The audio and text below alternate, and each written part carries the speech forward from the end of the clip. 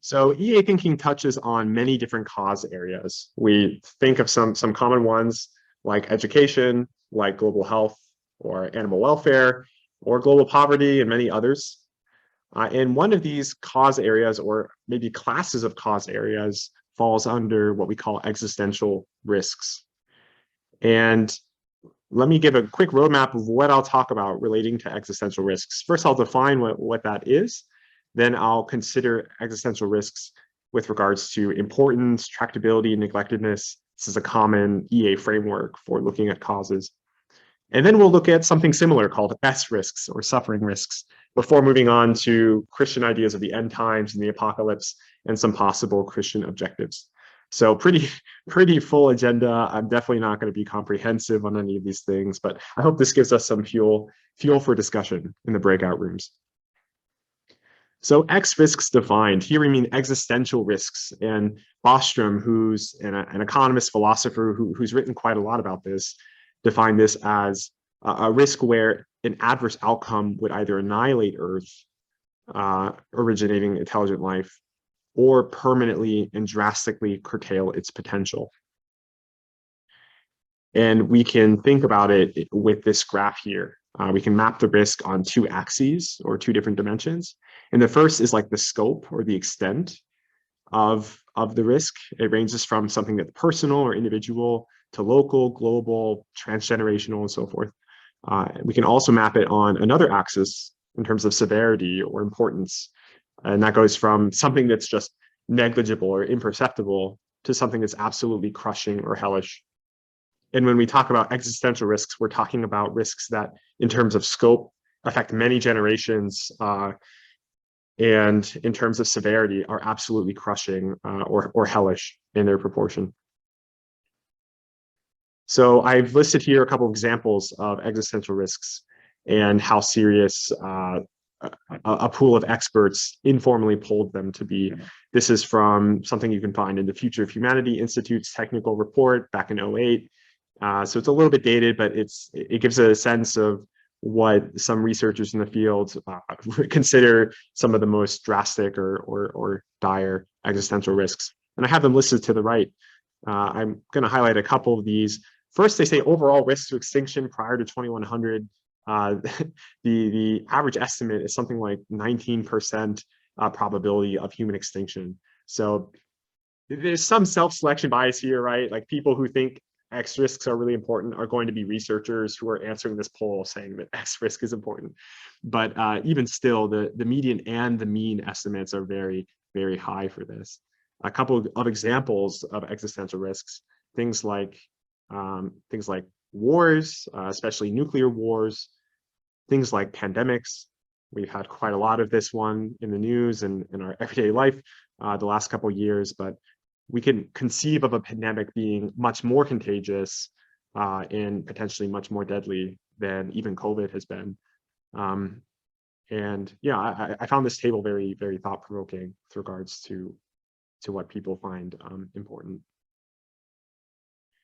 And one kicker is that if these seem like small numbers, on average, they're actually massive numbers. They affect millions and billions of people, including future people. And if you actually ask everyday people about these risks and how many people would be affected from them, the everyday person gives you a number that's just drastically lower than even conservative estimates from experts in this field. So there's this big disconnect between what everyday people think and what the experts think, and even if the truth lies somewhere in the middle, it still looks like it could be a very serious thing we're dealing with here. And there's many examples of people who've actually had success at averting X risks. I can't pronounce this fellow's name. I'll try. Vasily Arkhipov. He's a Russian who worked in a nuclear submarine around Cuba, who likely averted some kind of nuclear catastrophe. I think it was back in the 60s, and he had actually an order from his superior to initiate the nuclear weapons system because of some warnings. They actually were false warnings of a U.S. nuclear attack, and he noticed this, and he actually disobeyed his commander and would not launch the nuclear weapons. I'd encourage you to read the full story. It's really incredible. Another example that comes to mind as Christians is the story of Noah's Ark. And while the circumstances are very different, in the story we have someone who is chosen by God to protect the whole world, including the animal kingdom as well, from an existential catastrophe. And indeed, I suppose it was, although it wasn't a complete existential catastrophe, thanks to Noah. And this is a pretty neglected topic. For instance, if we look at in academia and how many things get published, as an example, if you were to look at publications of articles on dung beetles, you'd reach into thousands. But if you were to look at something like human extinction, you would get a couple dozen. So all this adds up to some prima facie case that work on X risks seems pretty important. It's tractable, at least on some level, and it is quite neglected. And related to X risks is this other thing called S risks. And these are events that would bring about suffering on an astronomical scale, vastly exceeding all suffering that has existed on Earth so far. So immediately my mind goes to dystopian things, although maybe that's a bit unfair, since dystopian things are just only prescribed to science fiction novels and so forth. But a lot of intelligent people are concerned about S risks or suffering risks. I won't spend too much time on this, but just to explain real quick, these are risks where you wouldn't be talking about an extinction of mankind per se, but just a continuation of existence where the conditions are just absolutely hellish. And to give some examples of proposed S risks, you could imagine something like a totalitarian regime that just never came to an end, but always oppressed its people. Something like a North Korea that was a multi-centennial global superpower, right? And you might argue that like this would be so bad that it could be even worse than some kind of world-ending catastrophe.